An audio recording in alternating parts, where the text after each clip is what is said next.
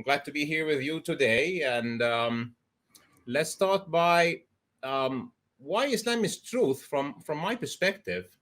Let's start from the fundamentals. So the reason I see why Islam is true is that because, number one, it's a rational religion. So somebody who is rational and who would like to use his mind is actually encouraged by Islam to think.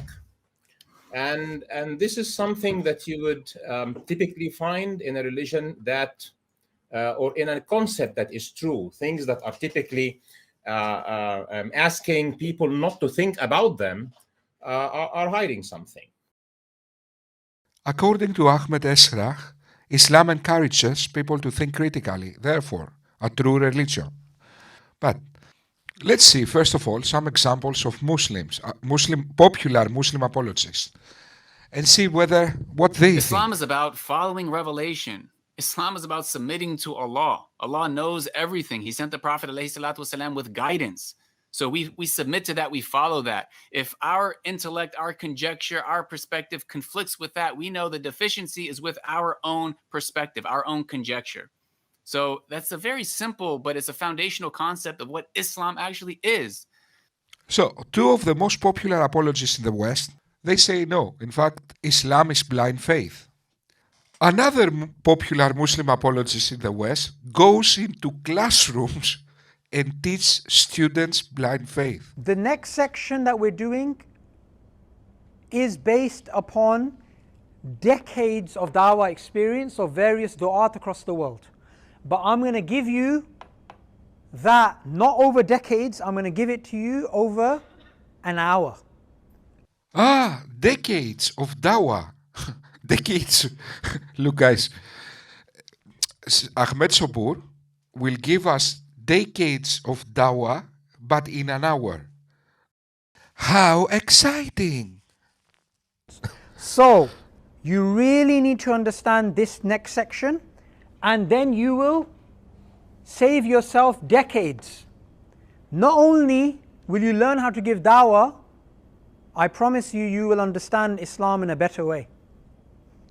And this is not based upon our own whims and desires, this is actually based upon people of knowledge, discussions with people of knowledge.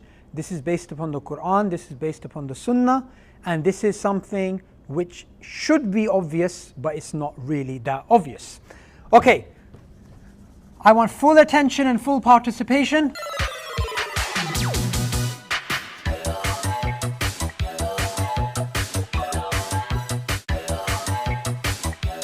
These are aspects of Islam that we all believe in and accept. What if I come along and I tell you something? There is a Sahih narration of the Prophet ﷺ that you have to wear a yellow hat on Sundays. Hypothetically. Raise your hand if you're going to wear a yellow hat on Sundays.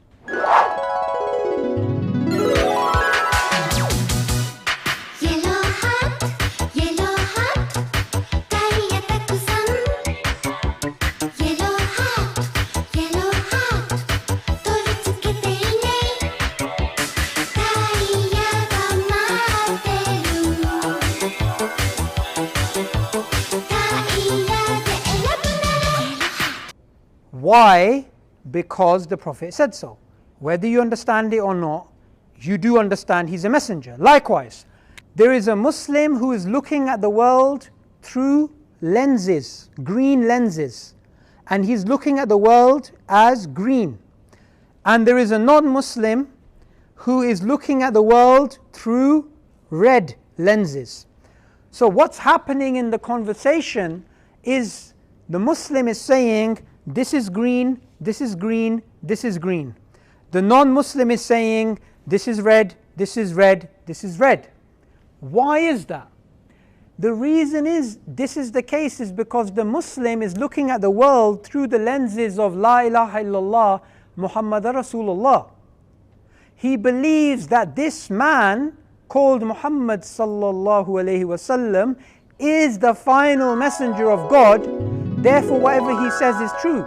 And this is something that you would typically find in a religion that, or in a concept that is true, things that are typically asking people not to think about them are hiding something. Now you would expect that in a religion or in a construct that is true. It is not fitting for a believer, man or woman, when a matter has been decided by Allah and His Messenger, to have any option about their decision. If anyone disobeys Allah and His Messenger, he is indeed on a clearly wrong path. Muslim apologists, driven by the Islamic inclinations for skepticism, they use their skepticism to understate science. Science contradicts the Quran, so science is not reliable anymore. False assumptions, okay? The first assumption is science is the only yardstick for truth, right? So if you have that false assumption that science is the only yardstick for truth, and science can't really deal with a metaphysical notion like God. These non-blind cultist skeptics say things like, if science contradicts the Quran, we go with the Quran. Because science is changing. The Quran is over the investigating ability of science, in other words. Sometimes we belittle the Quran accidentally.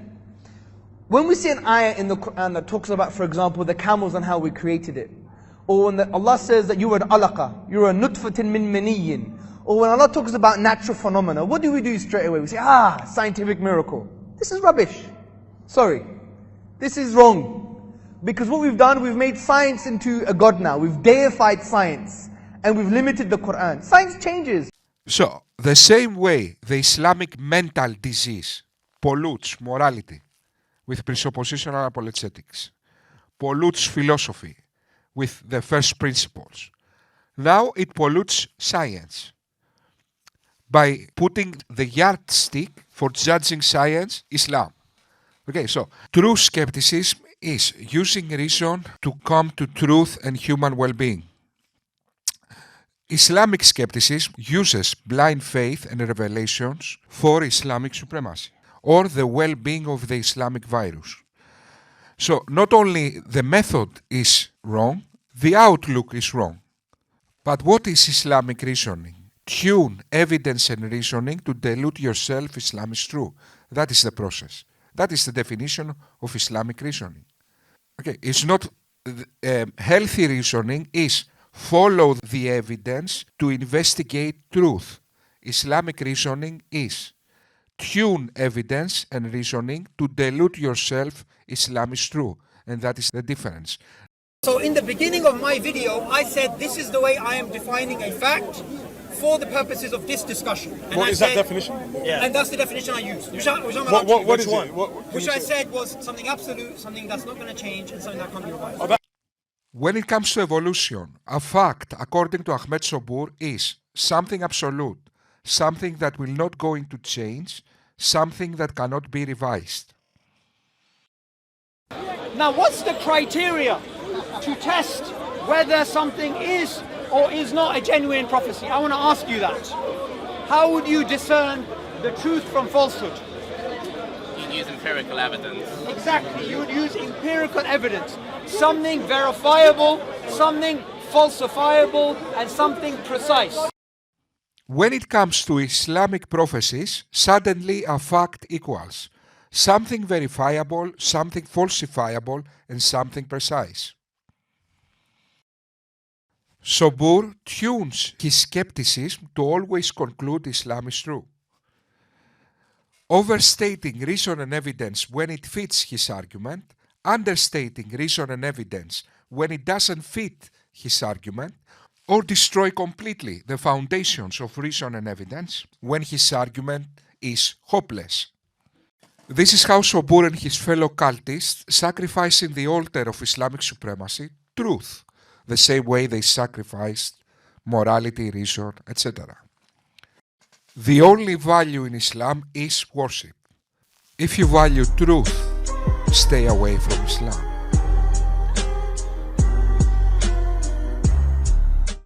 Islam is the only religion in this world, in fact, the only social institution in this world that kills people for rejecting Islam. Islam is the religion that kills you if you criticize its prophets. If you criticize Sharia, they will kill you, literally. Yet that is an argument for the truth of Islam because it's in favor of free thinking and criticism.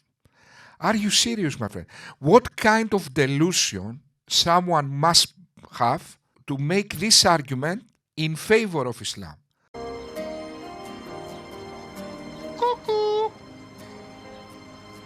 Such as that Islam is a rational religion. I would argue that Islam is definitely not a rational religion. On the contrary, Islam does not encourage thinking and reason and rationality. Muslims often argue that it does, but it doesn't. What the Quran says, for example, is that if you agree with me, then that means you're using your mind. So I'm basically reprimanding you for not agreeing with me, which I call not using your mind. Hey, listen to me. Listen to me. Listen to what I'm telling you. I am right. Why don't you use your mind? If you use your mind, you will know that I'm right. Stop being stupid. Imagine I told you this. Would that mean I encourage thinking or critical thinking? Would that mean I encourage reason and rationality? No. Oh, thank you, kids. Yes, the Quran does say, won't they reason? Won't they think? Will they not ponder? Why do you not think? Are you dumb? But that is similar to the example that I gave at the beginning. It's even worse. That does not encourage thinking. That encourages obedience and bullies people for thinking for themselves.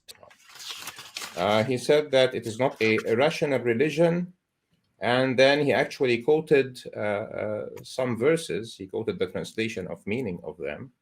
And while the verses are obviously asking Muslims to think, he says that it's asking them to think in a rhetorical way, just to command them to accept it. If they don't accept it, then it's essentially like warning them, which is not what the text says.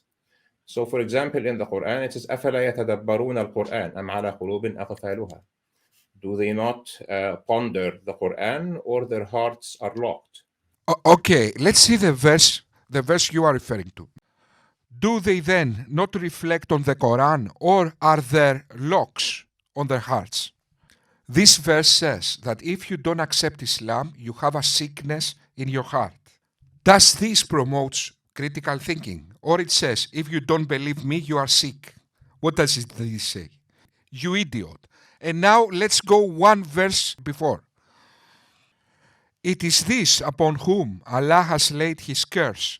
So he made them deaf and deprived them of their sight. In other words, Allah curses people who inherently have a disease in their hearts and they don't believe in Islam. So is that critical thinking? Now, let's go one verse after. Certainly those who have turned their backs on the true guidance after it became manifest to them, Satan has embellished their ways and has bestowed them up with false hopes. So this is the critical thinking. Satan will grab you. And then 2 verses after, but how will they fare when angels will take their souls at death and will carry them, striking their faces and backs? That is the verse proving critical thinking. Are you serious, my friend? There is a multitude of ayat that says, for example, it says, قُلْ سِيرُوا فِي الْأَرْضِ فَانْظُرُوا كَيْفَ بَدَأَ الْخَلْقِ. Walk the earth and look how creation has started. It's actually asking you to do scientific research in the origins of life. See they not how Allah originates creation, then repeats it. Truly, that is easy for Allah. Say, travel through the earth and see how Allah did originate creation. So will Allah produce a later creation. For Allah has power over all things. He punishes whom He pleases, and He grants mercy to whom He pleases. And towards Him are you turned. So this verse encourages scientific thinking. What are you talking about? What are you talking about, you deluded maniac? What are you talking about, my friend? What kind of dragons you see in text? What kind of dragons you see in this text? What has Islam did to your mind, my friend? You see dragons, my friend, in the text. Okay, there are letters in the text and you see dragons and fairies. سنريهم آياتنا في الآفاق وفي أنفسهم حتى يتبين لهم أنه الحق. We will show them our signs in the horizons and within themselves until it is evident or obvious to them that it is the truth. So he will show you signs. He's asking you to think of those signs, whether in the horizons, be it the horizons of your knowledge, or the horizons that you can access by your sight or by even scientific equipment. My friend, let me explain what is going on right now. You are deluded cultists, see things in the text that aren't there. Okay, you overstate what you see in magnitudes of insanity. The Quran might say, Muhammad, go and see what Allah made in this world. And you conclude that this says, everybody use your mind and go and make science and then meet Einstein and make the special theory of relativity and then the multiverse, the 200 billion galaxies collide and then the atom and then Newton came with a theory of relativity. Okay, this is your mind, you idiot. The text just says a naive sentence. Okay, if a 10-year-old says, Dad, look the sky, that doesn't mean he invented the theory of relativity, you idiot. Okay, stop seeing dragons in the text. Have some intellectual respect for yourself. You are claiming a religion that kills people that disagrees with it as for critical thinking. Are you serious, my friend? To end this video, I made an illustration of Islamic skepticism in order to visually illustrate this concept. Come on. You almost got me. Catch me. Come on. Oh, God damn it. Dad, get off our Xbox. Hang on, I almost caught the dragon.